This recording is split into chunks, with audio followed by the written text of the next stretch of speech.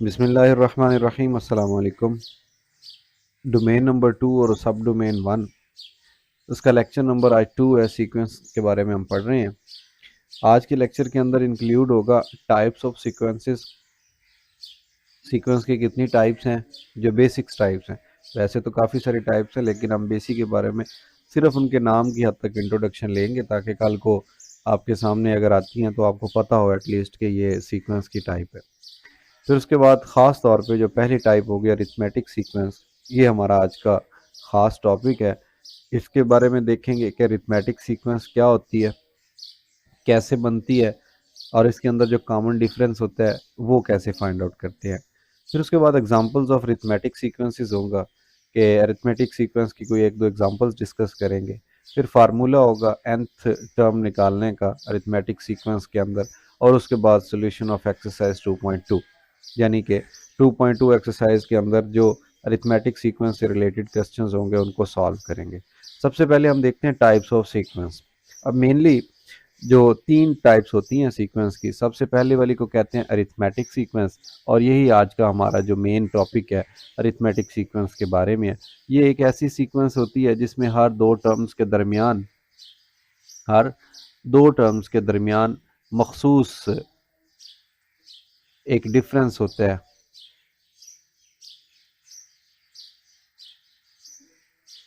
अगर आप गौर से देखें, जो दो कंसेक्टिव टर्म्स हैं एक दूसरे के साथ जो आ रही हैं, ये 6 में से 2 को माइनस कर दे 4 आएगा, 10 में से 6 को माइनस कर दे 4 जवाब आएगा, 14 को 10 में से माइनस कर दे 4 आएगा, 18 को में से 14 माइनस कर दें 4 आएगा, 22 में से 14 माइनस कर दें 4 आएगा।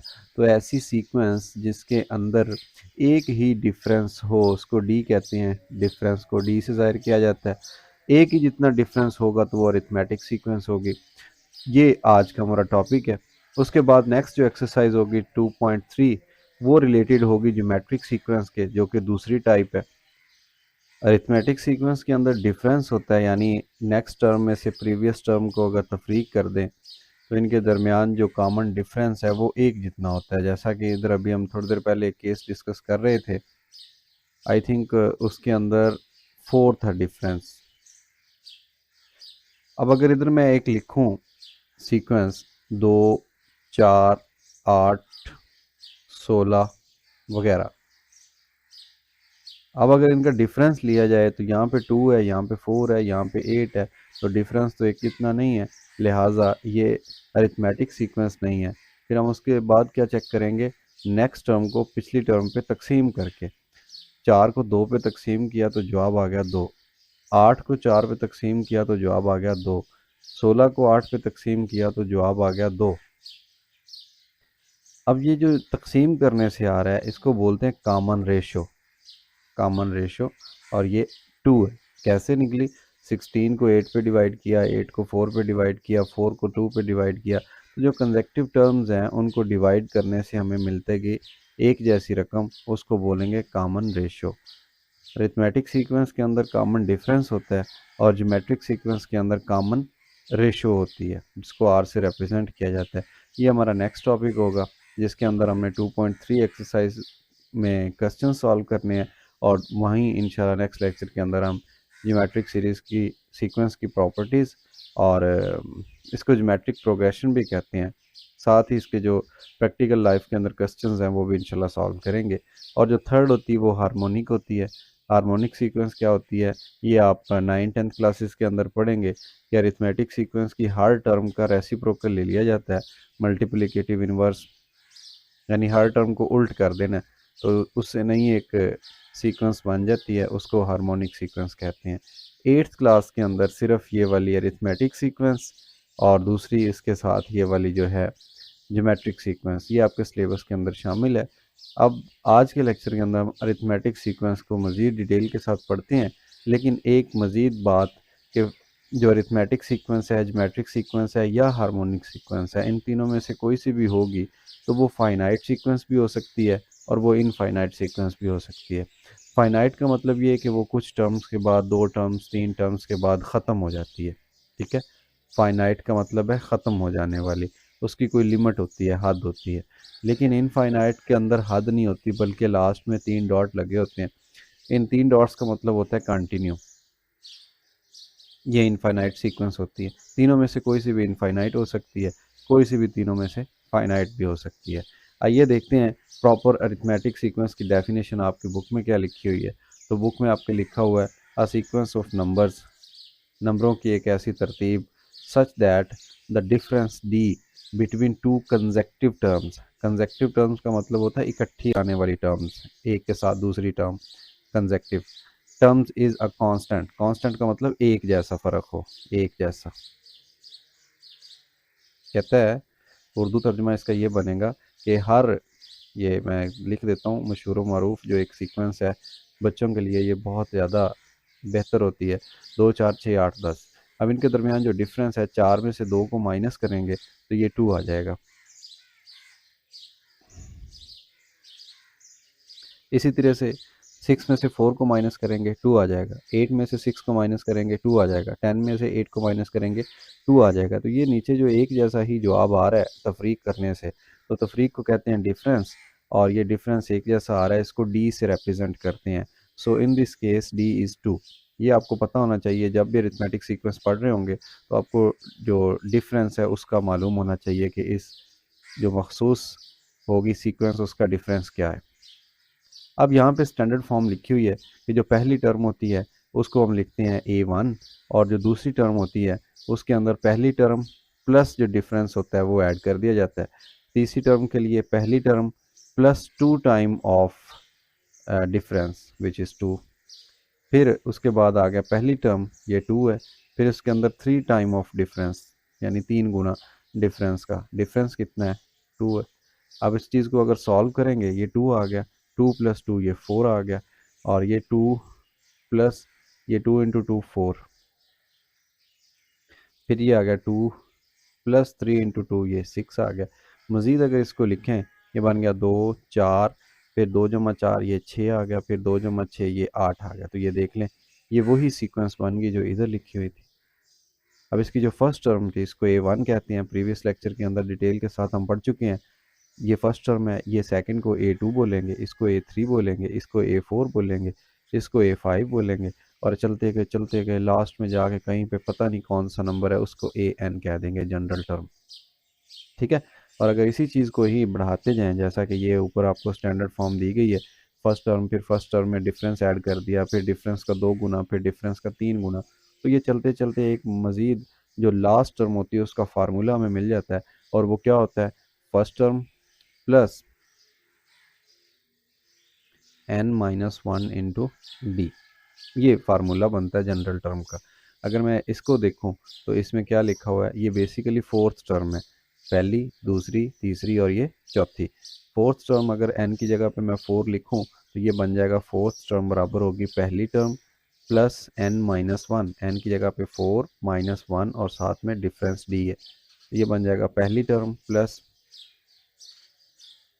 4 -1 ये 3 और साथ में आ गया d। तो ये फोर्थ टर्म का फार्मूला बन गया A1 प्लस 3d। ये देखें A1 प्लस 3d। तो ये जनरल जो मैंने लिख दिया, आप जस्ट सिर्फ इसी एक जनरल को याद कर लें, इसकी मदद से आप कोई सी भी टर्म फाइंड आउट कर सकते हैं। इसके अंदर कितनी चीज़ें शामिल हैं मैं आपको अभी गिनवा देता हूँ, बल्कि पहले मैं रेड कलर सिलेक्ट करता हूँ फिर उसके बाद गिनवाता हूँ। एक चीज़ है AN यानी nth टर्म, एक है A1 यानी पहली टर्म, एक है n-1 का डिफरेंस। ये n जो इधर आएगा वही n इधर यूज़ हो जाएगा, लिहाजा ये दोनों एक ही चीज़ें हैं। और तीसरी चीज़ है d, यानी 3 चीज़ें अगर आपके पास हैं तो आप इनको एक ही फार्मूले में परो सकते हैं, या 3 में से कोई सी 2 हैं तो आप तीसरी मालूम कर सकते हैं इजीली। तो ये जो छोटा सा तारुफ था अरिथमेटिक सीक्वेंस का था, एक ऐसी सीक्वेंस जिसमें अगली टर्म और पिछली टर्म का जो फ़र्क है एक जितना होगा उसको अरिथमेटिक सीक्वेंस कहेंगे, और जो फ़र्क होता है उसको डिफरेंस या डी से ज़ाहिर किया जाता है। डी का पहली टर्म का और आखिरी टर्म को मिलाने वाला एक फार्मूला है, उसको बोलते हैं जनरल टर्म फार्मूला। ये जनरल टर्म है जनाब, ये जनरल टर्म अरिथमेटिक सीक्वेंस के निकालने की। इसी तरह से हम नेक्स्ट लेक्चर के अंदर पढ़ेंगे जनरल टर्म ज्योमेट्रिक सीक्वेंस की।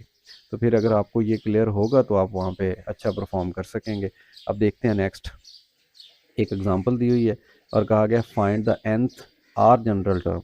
आखिरी को ये जो मैं अभी लिख रहा था फार्मूले के अंदर, इसको nth टर्म भी कहते हैं या जनरल टर्म कहते हैं ऑफ एन अरिथमेटिक सीक्वेंस 2, 5, 8, 11। तो मैंने जैसे आपको कहा कि 3 चीज़ें आपको रिक्वायर हैं। नंबर 1 पहली टर्म, तो इसमें पहली टर्म कितनी है 2। नंबर 2 आपको डी चाहिए, ठीक है। डी क्या होता है, डी कहते हैं डिफरेंस को, अगली टर्म माइनस पिछली टर्म, तो 5 माइनस 2 ये 3 बन गया। 8 माइनस 5 लिखेंगे फिर भी 3 ही आएगा, 11 माइनस 8 लिखेंगे फिर भी 3 ही आएगा। सो आपके पास तमाम चीज़ें पूरी हो चुकी हैं जो फार्मूले में चाहिए हमें। अब मैं फार्मूला अप्लाई कर देता हूँ। फार्मूला क्या था, मैं अगेन लिखता हूँ, वी नो, यहाँ पे सोल्यूशन लिखते हैं जनरल टर्म मालूम करने के लिए। A N is equal to first term plus N minus 1 into D. अब इसकी जनरल टर्म कैसे आएगी, ए एन, ये एन जनरल को शो कर रहा है, फर्स्ट टर्म, फर्स्ट की जगह पे 2 आ गया ये, ठीक है, और प्लस एन माइनस 1, डी की जगह पे आ गया 3। अब मज़ीद इसको अगर मैं ओपन कर दूं, ये 3 डिस्ट्रीब्यूट कर रहा है ब्रैकेट को, तो ये 2 आ गया। पहले ये 3n के साथ मल्टीप्लाई होगा तो बन गया 3n, फिर ये 3 इस 1 से मल्टीप्लाई होगा तो ये आ गया 3। फिर ये देखें ये कांस्टेंट है 2 और -3, ये दोनों गिनती है ना सादा, तो 2 में से -3 कर दें तो ये माइनस का 1 बाकी बच जाएगा, और इधर क्या रह गया +3n। तो ये जनाब जो जनरल टर्म है ऊपर वाली सीक्वेंस के लिए, ये बन गई जनरल टर्म इज़ -1 + 3n। अब इसमें से आपकी मर्ज़ी है, अगर आपको ये पहली टर्म, दूसरी, तीसरी, चौथी टर्म दी गई है और आपको कहा जाता है कि आप इसकी 50वें नंबर वाली टर्म मालूम करें, 50वें नंबर वाली, तो ये फार्मूला आपके पास है, आप डायरेक्ट भी मालूम कर सकते हैं। नहीं तो ये अभी हमने जनरल टर्म निकाल ली है, इसके अंदर आप लिखें A50, n की जगह पे 50 लिख रहे हैं यहाँ पे, बराबर है -1 + 3, n की जगह पे फिर 50 आ गया, -1 + 5 3 0 0 5 3 15 150, 150 में से -1 हो गया तो 149 बन गए। सो पता चला हमें कि बजाय ये कि हम दरमियान वाली सारी टर्म्स निकालें, 2 + 3 5 + 3 8 + 3 11 + 3 14 + 3 17 जमा, ये तो हम शाम तक बैठे रहेंगे, थक जाएंगे। तो इससे बचने के लिए हम क्या करेंगे, फार्मूला अप्लाई करेंगे और फार्मूले की मदद से डायरेक्ट हम कोई भी टर्म निकाल सकते हैं। तो इसके जो 50वें नंबर पे टर्म होगी वो कितनी होगी, 149। याद रखने वाली बात जो इस स्लाइड के अंदर हमने सीखी वो सिर्फ ये है कि ये जो जनरल टर्म का फार्मूला है ये आपको आना चाहिए, ठीक है। इसको जनरल टर्म फार्मूला भी कहते हैं, nth टर्म फार्मूला भी कहते हैं।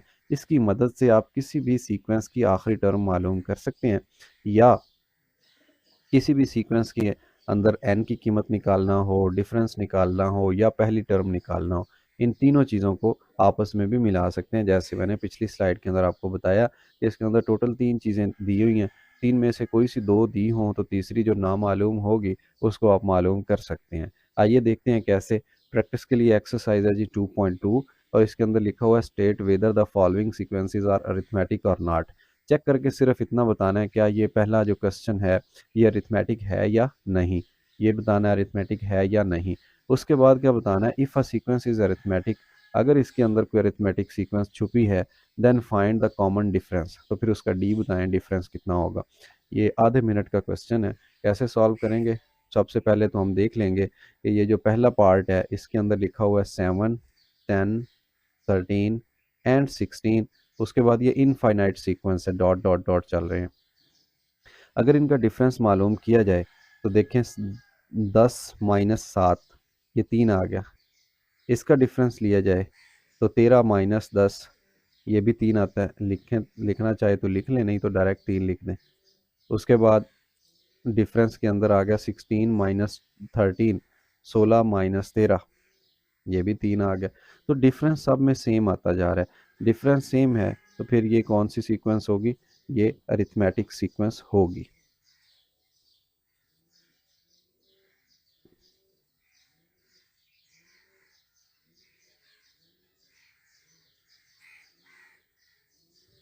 तो ये भाई अरिथमेटिक सीक्वेंस है। और लास्ट में उसने पूछा then find the common difference, so common difference is 3, ये ऑलरेडी हमने फाइंड कर लिया। पार्ट नंबर 1 कंप्लीट हो गया। उसके बाद पार्ट नंबर 2 का सोल्यूशन है। इसमें देख लें लिखा हुआ है नेक्स्ट टर्म माइनस पिछली टर्म, मैं पहले इधर एक दफ़ा ये सीक्वेंस लिख दूँ सारी, 3 - 2 - 7 - 12, और उसके बाद इनका जो डिफरेंस है वो हम फाइंड करते हैं। पहला का डिफरेंस कैसे आएगा, नेक्स्ट नंबर या टर्म माइनस पिछली टर्म, तो ये बन गया -5। इधर देख लें, इन दो का डिफरेंस लेंगे तो ये बन जाएगा अगली टर्म माइनस पिछली टर्म। ठीक है ना, मैंने ब्रैकेट इसलिए लगाई है कि दो माइनस के निशान आ गए। ये माइनस माइनस इंटू माइनस, ये +2 हो गया। माइनस का 7 है, जमा का 2 है, बाकी माइनस का 5 रह जाएगा। इसी तरह से तीसरा जो डिफरेंस है वो भी चेक कर लेते हैं, -12, इसमें से तफरीक कर देते हैं -7 को, -12 और फिर माइनस माइनस +7। अब ये क्या रह गया, ये भी माइनस का 5 रह गया, बड़ी वाली का निशान -5 आ गया। तो इधर भी डिफरेंस -5, इधर भी डिफरेंस -5, यहाँ भी difference -5। So this is also an arithmetic sequence. इसको अरिथमेटिक प्रोग्रेशन भी कहा जाता है। तो आप इसको AP भी लिख सकते हैं शॉर्ट वे में, या आप इसको अरिथमेटिक सीक्वेंस बोल दें। ठीक है, दोनों ही सही हैं। नेक्स्ट तीसरा जो इसका पार्ट है, उसमें हमसे डिमांड की गई है कि बताइए क्या ये अरिथमेटिक सीक्वेंस है या नहीं है। तो उसके लिए भी हमें क्या करना पड़ेगा, डिफरेंस लेना पड़ेगा। पहले तो सारी सीक्वेंस लिखेंगे 1 4 9 15, और फिर उसके बाद आ जी कॉमा, ये कॉमा है। डिफरेंस के लिए क्या करेंगे, 4 - 1, तो ये 3 आ गया, पहली दो टर्म का डिफरेंस इन दो का। फिर अगली दो का डिफरेंस मालूम करते हैं, ये आ जाएगा 9 - 4, दिस इज़ 5। और फिर अगली टर्म का भी चेक कर लेते हैं डिफरेंस, ये आ जाएगा 15 - 9, ये 6 आ गया। अब देख लें, यहाँ पे डिफरेंस 3 है, यहाँ पे 5 है, यहाँ पे 6 है, तो ये तो डिफरेंस एक जैसा नहीं है। तो this is not an arithmetic sequence. Arithmetic sequence की डेफिनेशन ये है कि ऐसी सीक्वेंस जिसमें कॉमन डिफरेंस एक जैसा हो वो अरिथमेटिक सीक्वेंस कहलाती है। तो इसमें तो एक जैसा नहीं है, लिहाजा ये अरिथमेटिक सीक्वेंस नहीं है। फिर उसके बाद में पार्ट नंबर 4 में देखते हैं हम। पार्ट नंबर 4 में तमाम टर्म्स हैं, 5, 5,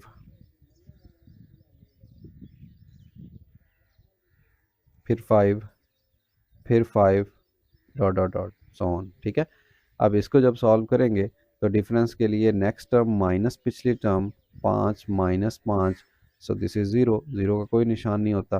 फिर नेक्स्ट दो टर्म का डिफरेंस लेंगे, दिस इज़ अगेन 5 - 5, सो ये भी 0 आ गया। और उसके बाद आप अगली दो टर्म का डिफरेंस देख लें, दिस इज़ अगेन 0। अब देख, तीन हमने चेक कर ली हैं, तीनों में डिफरेंस एक जैसा आ रहा है। सो हम कह देंगे कि ये जो सीक्वेंस है ये अरिथमेटिक सीक्वेंस है, या इसको अरिथमेटिक प्रोग्रेशन भी कहते हैं, और इसका जो डिफरेंस है वो 0 आ रहा है। ये था क्वेश्चन नंबर 1। अब उसके बाद है क्वेश्चन नंबर 2। इसमें लिखा हुआ है the nth term of the arithmetic sequence are given. nth term यानी आखिरी टर्म दी गई है। Find the arithmetic sequence in each, हर केस के अंदर। बहुत ही आसान क्वेश्चन है, बहुत ज़्यादा आसान है। इस केस के अंदर जनाब nth टर्म हमें दी गई है an = 4n - 3। तो हमने वो एक सीक्वेंस बना के दिखा देनी है जो इसकी वजह से बन रही है। कैसे, आपने क्या करना है, सबसे पहले तो n की जगह पे 1 पुट कर देना है, पुट n = 1। जैसे ही n की जगह पे 1 लिखेंगे, ये a वैसे आ गया, n की जगह पे 1 आया तो ये बन गया a1 यानी कि पहली टर्म।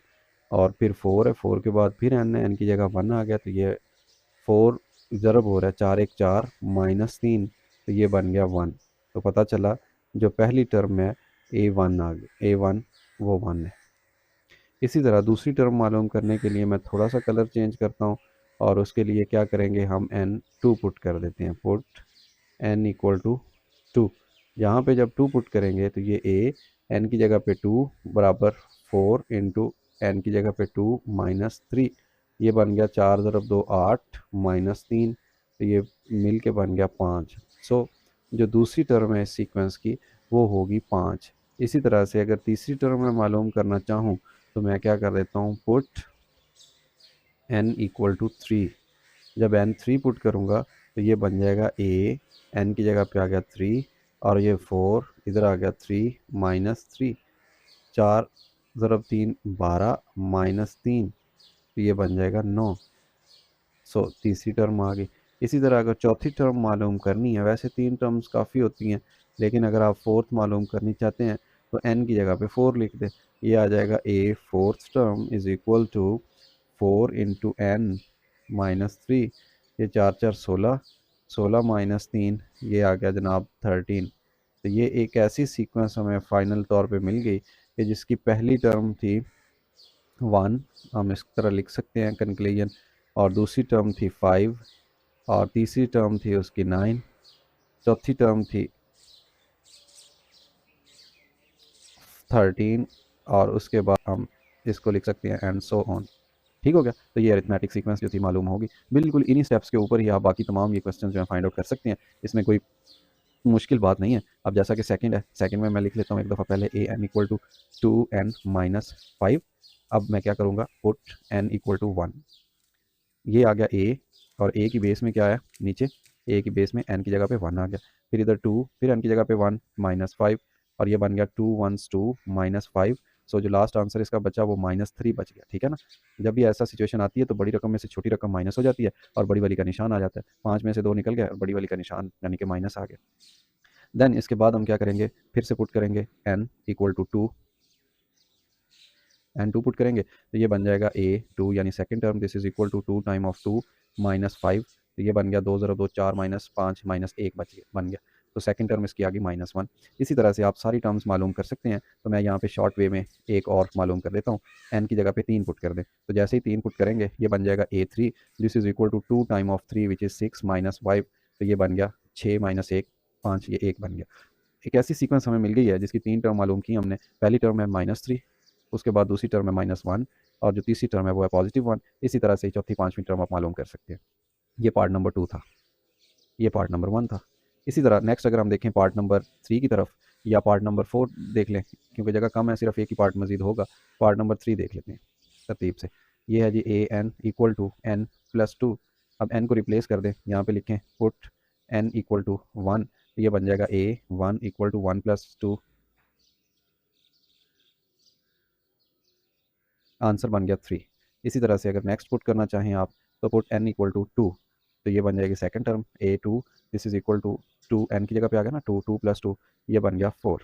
और उसके बाद अगर नेक्स्ट देखना चाहें आप तो पुट n इक्वल टू 3 तीसरी टर्म के लिए, ये बन जाएगा a3 यहाँ पे, और इक्वल किसके आ गया n की जगह पे फिर 3 प्लस 2, ये 5 बन गया। आपको एक ऐसी सीक्वेंस मिलती जा रही है जिसकी टर्म्स कौन सी हैं, पहली टर्म उसकी है जनाब 3, दूसरी टर्म उसकी है 4, और तीसरी टर्म है 5। तो ये थी जनरल टर्म गिवन थी। जनरल टर्म की मदद से आपने कौन सी टर्म मालूम कर ली है, पहली 3 टर्म, पहली 4 टर्म, यानी कि पूरी सीक्वेंस ही आपको पता चल गई। और ये इनफाइनाइट सीक्वेंस है, ये ख़त्म नहीं हो रही है। ये था क्वेश्चन नंबर 2। क्वेश्चन नंबर 2 के बाद है जी क्वेश्चन नंबर 3। इसमें लिखा हुआ है find the general term of the following arithmetic sequence. यानी अब हमें सीक्वेंस दी गई है और हमने जनरल टर्म मालूम करनी है।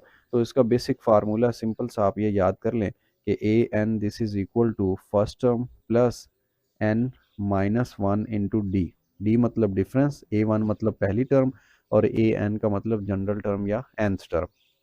सो अब हमें हर क्वेश्चन के अंदर मालूम क्या करना है, पहली टर्म कौन सी है, दूसरी कौन सी है, तीसरी कौन सी है, और उनका डिफरेंस कौन सा है। बस ये चीज़ें मालूम करनी है, जनरल टर्म खुद से मालूम हो जाएगी। Find the general term of the following arithmetic sequence. इसकी जनरल टर्म अगर निकालना चाहें तो लिखें 6 13 20 27 एंड सो ऑन। तो सीधी सी बात है भाई, इसके अंदर जो पहली टर्म है वो 6 है, और इसके अंदर जो डिफरेंस है वो है जी 13 माइनस 6 जो कि 7 बनता है। 20 माइनस 13 ये भी 7 है, 27 माइनस 20 ये भी 7 है, एक जितना ही होगा ना अरिथमेटिक जो है। तो ये पहली टर्म भी आ गई, डी भी आ गया। पहली टर्म की कीमत लगा दें, यहाँ पे डी की कीमत लगा दें, जनरल टर्म मिल जाएगी। सो हम जानते हैं कि फार्मूला है जी ए एन बराबर a1 plus n minus 1 into D. यहाँ पे लिख दें वी नो। फिर उसके बाद जनरल टर्म है ये ऐसी लिखी जाएगी, पहली टर्म की जगह पे आ गया 6 प्लस n की जगह n ही आ गया -1, और d की जगह पे आ गया 7। और फिर क्या करेंगे, ये 7 डिस्ट्रीब्यूट कर रहा है तो ये अंदर ज़रब हो जाएगा, 7 n से ज़रब होगा तो ये 7 n बन गया। फिर 7 1 7 निशान माइनस का, ये जमा का 6 है, माइनस का 7 है, और ये 7 n है। मैं पहले n वाली रकम लिख देता हूँ, फिर इन दोनों का ये गिनती जो थी, जमा का 6 नफ़ी का 7 नफ़ी का 1 रह गया, ये लिख देता हूँ। तो ये बन गई जनाब जनरल टर्म, ए एन बराबर 7n माइनस 1। इस तरह से जनरल टर्म आपने निकाल लेनी है। सेकंड पार्ट अगर मैं इसका सॉल्व करूँ तो सेकंड पार्ट के अंदर आप देख लीजिए क्या लिखा हुआ है, 5, 7, 9, 11, उसके बाद सो ऑन। हमें चाहिए पहली टर्म, लिख ली। फिर हमें चाहिए डिफरेंस, डिफरेंस कहते हैं नेक्स्ट टर्म माइनस पिछली टर्म। 9 माइनस 5 4 आता है, 11 माइनस 9 करेंगे फिर भी 4 ही आएगा। नहीं नहीं नहीं नहीं नहीं, नहीं। दरमियान में मैं 7 लिखना, ये वाला 7 लिखना भूल गया हूँ, यहाँ पे 7 भी आता है। तो 5 7, अगर ये वाली बात है ना, ऐसे ऐसे, सॉरी, 7 माइनस 5 ये 2 आएगा, 9 माइनस 7 ये भी 2 आएगा, 11 माइनस 9 ये भी 2 ही आएगा। तो डिफरेंस सब केसेस के अंदर 2 आ रहा है। अब यहाँ पे फार्मूला लिखें। फार्मूला कौन सा है, हम जानते हैं कि जो nth टर्म होती है ये बराबर होती है पहली term plus n minus 1 into difference. ये अब कीमतें लगा दें। पहली टर्म की जगह पे आ गया 5 प्लस n माइनस 1 और d की जगह पे आ गया 2 और इधर क्या है an जनरल टर्म। ये 5 वैसे ही आ गया, ये 2 अंदर ज़रब हो रहा है, इस n से ज़रब होगा तो ये बन जाएगा 2n, और ये जब इस 1 से ज़रब होगा तो ये बन जाएगा -2। अब ये 2n जो है इसको मैं पहले लिख देता हूँ, +5 है -2 है, जमा का 3 है, नफ़ी का 2 है, बाकी जमा का 3 रह जाएगा। तो ये जनरल टर्म निकल आई पार्ट नंबर 2 की। इसी तरह से अगर जनरल टर्म निकालनी है हमने पार्ट नंबर 3 की, तो उसके लिए देख लीजिए। और ये हमारा आज का आखिरी क्वेश्चन है। इसके बाद जो नेक्स्ट क्वेश्चन है वो इंशाल्लाह हम अगले लेक्चर के अंदर सॉल्व करेंगे, और ज्योमेट्रिक सीक्वेंस को फिर उससे नेक्स्ट लेक्चर के अंदर पढ़ लेंगे। ये मैं एक दफ़ा रेज कर रहा हूँ क्योंकि 2 दफ़ा मैंने इधर यूज़ किया है, तो यहाँ पे मौजूद है, पिक कर सकते हैं वहाँ से। 4, 9, 14 एंड 19, दिस इज़ सीक्वेंस। सो पहली टर्म हमें चाहिए, पहली टर्म होती है 4, उसके बाद डिफरेंस चाहिए, डिफरेंस होता है नेक्स्ट टर्म माइनस पिछली टर्म, तो ये बन गया 5। 9 माइनस 4 5 होता है, 14 माइनस 9 5 होता है, 19 माइनस 14 5 होता है। अब क्या करेंगे, यहाँ पे हम लिखेंगे जनरल टर्म का फार्मूला, स्टैंडर्ड फार्मूला ये होता है a1 plus n minus 1 d के इक्वल, ऐसे। अब इसकी जगह पे हम पुट करेंगे, पहली टर्म की जगह पे ये 4 आ गया, प्लस ये आ गया n माइनस 1, डिफरेंस की जगह पे आ गया 5, और फिर ये जो 5 है ये अंदर मल्टीप्लाई हो जाएगा, ये बन जाएगा 5n माइनस 5। 5n को मैं पहले लिख देता हूँ, और ये -5 ये +4 माइनस का 1 रह गया। तो ये जनरल टर्म बन गई है जनाब इस सीक्वेंस की। तो इसके बाद लास्ट बट नॉट लीस्ट जो आज का हमारा आखिरी क्वेश्चन वो ये कि 2, 12 एंड 22, 2, 12 एंड 22 ये एक सीक्वेंस है। इस सीक्वेंस की पहली टर्म पिक कर लीजिए, दैट इज़ 2, इनका डिफरेंस ले लीजिए 12 माइनस 2 10, 22 माइनस 12 10। तो पता चला कि इसका डिफरेंस 10 है हर केस के अंदर। वी नो, हम जानते हैं कि जो nth टर्म होती है ये बराबर होती है पहली term plus n minus 1 difference. ऐसे पहली टर्म की जगह पे 2 लिख दें, plus n minus 1 as it is आ जाएगा, और डिफरेंस की जगह पे 10 आ जाएगा। और मज़ीद जब इसको लिखेंगे 2 10 जब अंदर ज़रब होगा तो 10n, फिर माइनस 10 1 10। अब जो 10n है इसको मैं पहले लिख देता हूँ, माइनस का 10 है, जमा का 2 है, बाकी माइनस का 8 रह जाएगा। तो जो जनरल टर्म थी वो बन गई 10n माइनस 8। तो आज के लेक्चर के अंदर हमने क्या सीखा कि जनरल टर्म कैसे फाइंड आउट करते हैं, और ये जो फार्मूला है जनरल टर्म निकालने का, ये डिफरेंस को, फर्स्ट टर्म को और जनरल टर्म को आपस में मिलाता है। इनमें से तीनों में से कोई सी दो चीज़ें गिवन हो, डिफरेंस दिया गया हो और पहली टर्म दी गई हो, तो आप जनरल मालूम कर सकते हैं, जैसा कि इन तमाम क्वेश्चन के अंदर हमने परफॉर्म किया। और अगर इनके अलावा कोई सी दो चीज़ें दी गई हों, फर्स्ट टर्म और nth टर्म दी गई होगी तो आप डिफरेंस निकाल सकेंगे, डिफरेंस और nth टर्म दी गई होगी तो आप पहली टर्म निकाल सकते हैं, ठीक है, n की कीमत भी निकाल सकते हैं। तो ये बहुत ज़्यादा आसान और इंटरेस्टिंग काम है अरिथमेटिक सीक्वेंस का। नेक्स्ट इंशाल्लाह इसका जो क्वेश्चन नंबर 4 एंड 5 6 है, बहुत ज़्यादा ईजी क्वेश्चन है, इंशाल्लाह एक ही लेक्चर के अंदर हम ख़त्म कर देंगे 2.2 एक्सरसाइज, फिर उसके बाद ज्योमेट्रिक सीक्वेंस को शुरू करेंगे। अपना ख्याल रखिए, अपने इस चैनल का ख्याल रखिए। अल्लाह हाफिज़।